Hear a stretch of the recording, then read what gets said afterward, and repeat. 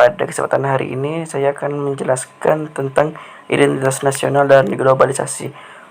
Dimulai dari pendahuluan, bangsa Indonesia memiliki karakteristik khas dibanding bangsa lain, yaitu keramahan dan sopan santun, dan memiliki banyak suku bangsa yang menyebar di berbagai daerah di penjuru tanah air Indonesia ini.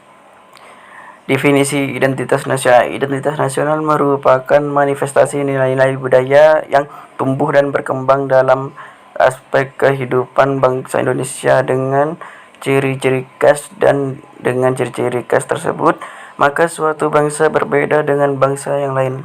Ciri-cirinya mulai dari suku bangsa. Suku bangsa adalah golongan sosial yang khusus yang bersifat astriptif atau ada sejak lahir, yang sama coraknya dengan golongan umur dan jenis kelamin. Dua, agama antara lain Islam, Kristen, Katolik, Hindu, Buddha, dan Konghucu. Yang ketiga, kebudayaan. Kebudayaan adalah pengetahuan manusia sebagai makhluk sosial yang isinya adalah perangkat-perangkat atau model-model pengetahuan yang secara kolektif digunakan oleh pendukung-pendukung untuk menafsirkan dan memahami lingkungan yang dihadapi, dan digunakan sebagai rujukan atau pedoman untuk bertindak atau dalam bentuk kelakuan dan benda-benda kebudayaan sesuai dengan lingkungan yang dihadapi.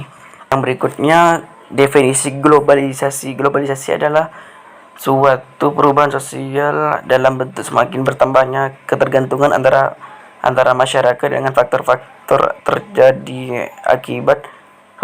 yang terjadi akibat kulturasi dan perkembangan teknologi modern. Dampak positif dan dampak negatif globalisasi. Yang pertama, dimulai dari dampak positif, ilmu pengetahuan dan teknologi semakin berkembang. Yang kedua, pertumbuhan ekonomi Indonesia meningkat. Dan yang terakhir, kesejahteraan taraf hidup masyarakat semakin maju.